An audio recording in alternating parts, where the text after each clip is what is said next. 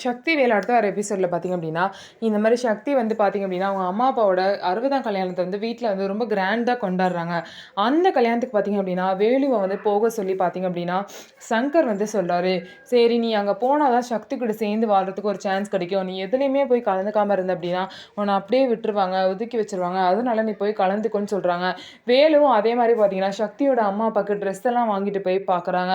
"உங்களோட ஆசீர்வாதத்தை வாங்க தான் நான் வந்தேன்" அப்படின்னு சொல்லிட்டு அவங்கள போய் பார்க்குறாங்க.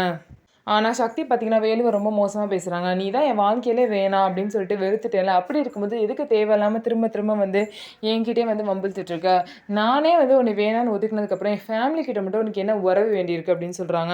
உடனே சங்கர் பார்த்தீங்க அப்படின்னா, வேலுக்கு சப்போர்ட்டா பேசுறாங்க. "அக்னி சாட்சியா உனக்கு வந்து தாலி கட்டியிருக்கான். அப்படி இருக்கும்போது நீ எப்படி உனக்கு புருஷன் இல்லன்னு சொல்லலாம்?" அப்படின்னு சொல்லிட்டு சங்கர் கேட்குறாங்க.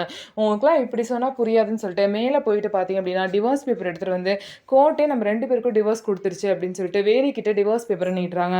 ஸோ இது எல்லாத்தையும் மீறி எப்படி சக்தி கூட வேலு சேர போறாங்கன்னு சொல்லிட்டு நம்ம வெயிட் பண்ணி பார்ப்போம். நம்ம வீடியோ உங்களுக்கு பிடிச்சிருந்தா நம்ம வீடியோவ லைக் பண்ணிக்கோங்க. மறக்காம நம்மளோட சேனல சப்ஸ்கிரைப் பண்ணிட்டு பாருங்க.